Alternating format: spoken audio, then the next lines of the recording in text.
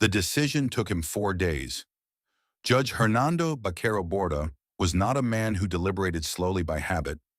In 17 years on the Colombian bench, he had developed a reputation for exactitude, for reading a case file once, deeply, and arriving at conclusions that other judges would spend weeks circling. His colleagues described him as precise. His clerks described him as relentless. His wife, in a conversation she would repeat many times in the years that followed, described him as a man who believed that clarity was a form of courage. In the summer of 1986, the question placed before him was not complicated in its legal dimensions. The extradition treaty between Colombia and the United States was valid. The evidence was substantial. The procedural grounds for moving forward were sound. Any first-year law student with access to the relevant statutes could have constructed the argument in an afternoon. The complication was everything that existed outside the statutes. Baquero Borda read the file across 4 days, not because the legal question required 4 days, but because he understood that the decision he was being asked to make existed in two registers simultaneously. In one register, it was a ruling on a matter of law. In the other register, it was something closer to a declaration, a statement made not to a courtroom, but to a specific man in Medellin who had been watching the Colombian judiciary for years, the way a man watches a door he expects to eventually need to open. On the fourth day, in his chambers on the fourth floor of the Palace of Justice in Bogota, with his clerk waiting outside and the afternoon light coming through the single window that faced west, Hernando Baquero Borda signed his name to the document. He set down the pen. He sat for a moment in the specific silence that follows an irreversible act. Then he gathered his papers, put on his jacket, and told his clerk he was going home. The Palace of Justice in 1986 was a building that moved at the pace of institutional weight. Corridors that smelled of paper and floor wax. Clerks navigating between offices with files stacked to their chins. The low, constant percussion of typewriters audible through closed doors. It was in its way a fortress. Not of stone or steel, but of procedure, of accumulated legitimacy.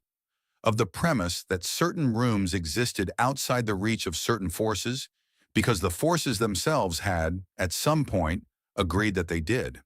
Baquero Borda had spent 17 years believing in that premise, not naively, he was not a naive man, but with the specific faith of someone who had watched the premise hold under pressure many times and had concluded that it was structural, that it would continue to hold because the alternative was a kind of institutional collapse that no one, not even those who tested the limits, ultimately wanted.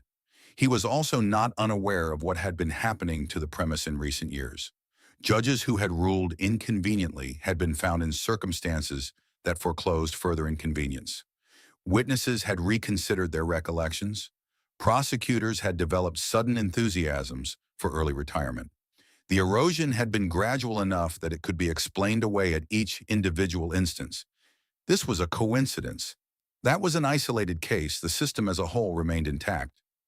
But Baquero Borda was a man trained to read the cumulative weight of evidence, and the cumulative weight of evidence pointed in a direction that was not ambiguous if you were willing to look at it directly. He had been willing to look at it directly. That was part of what the 4 days were for. He walked through the corridors that afternoon without stopping to speak to anyone. Several colleagues nodded as he passed. One called out his name. He raised a hand in acknowledgement and kept walking. Outside, his driver was waiting. The car was a dark blue Renault, several years old, unremarkable. Baquero Borda got in and said nothing during the drive home.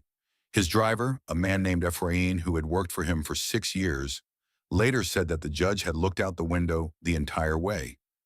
Not at anything specific, just at the city passing, the way a man looks at something he is trying to memorize. His house was in a quiet neighborhood in northern Bogota. His wife, Elena, met him at the door. She said later that she knew immediately something had shifted, not by anything specific in his expression, but by the quality of his stillness when he stepped inside and stood in the entrance hall for a moment before moving further into the house. "Did you sign it?" she asked. "Yes," he said. She nodded. She had known he would. She had known it since he came home 4 days earlier and told her about the case, and she had watched him across those 4 evenings at dinner. eating, speaking of other things, present in the way he always was, and she had understood that the outcome was not in question. The 4 days were not about whether, they were about how to carry what came after. He went to his study. He sat at his desk. He did not turn on the lamp. The note was there when he arrived. He saw it immediately. A plain white envelope placed at the center of his desk blotter, precisely centered, as though it had been put there with care. His study was locked. He was the only person in the household with a key. Ephraim had a key to the front door, but not to this room. Elena did not have a key to this room.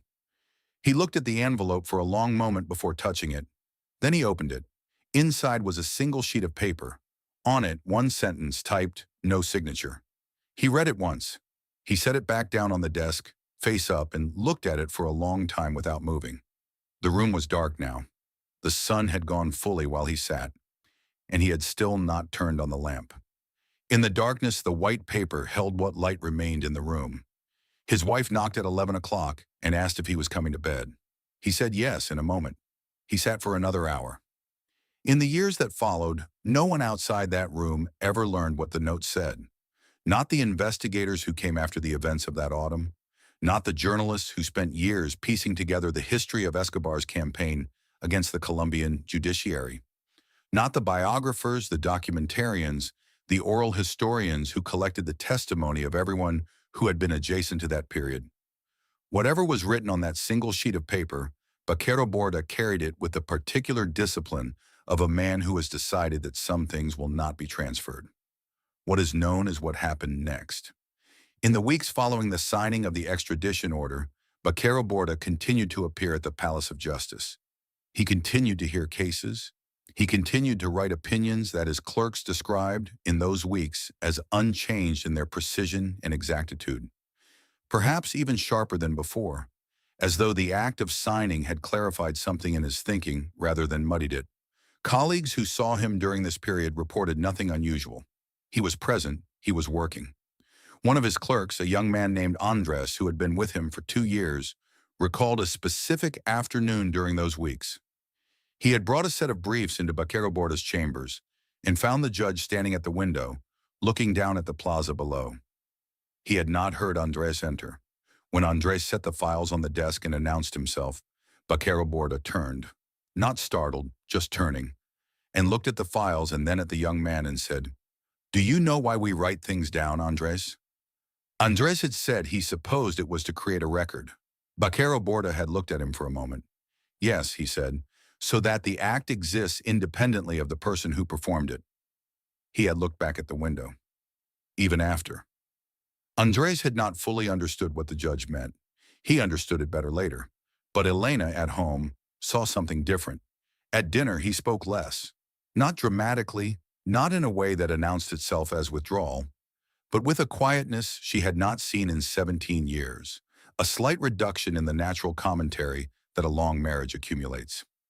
He slept lightly and rose before dawn most mornings, and she would find him in the kitchen with coffee, standing at the window that faced the garden, looking at nothing. Once she asked him what he was thinking about.